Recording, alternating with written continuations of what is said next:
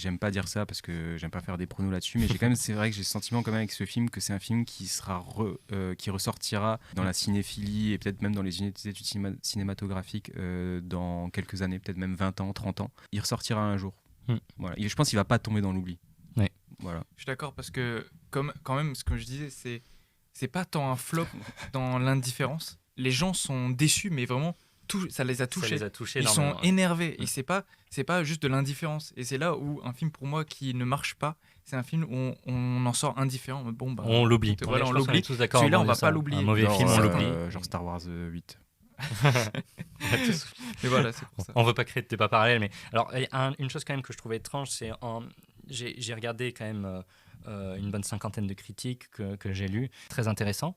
Je me suis rendu compte que quasiment tout le monde était d'accord, et pourtant pour à peu près les mêmes arguments avancés, il y avait des personnes qui mettaient des 10 sur 10 et d'autres qui mettaient des 1 sur 10.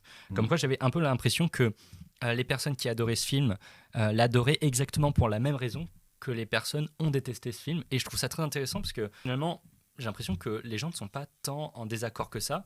On avance souvent les mêmes arguments qu'on ait adoré le film ou qu'on l'ait détesté.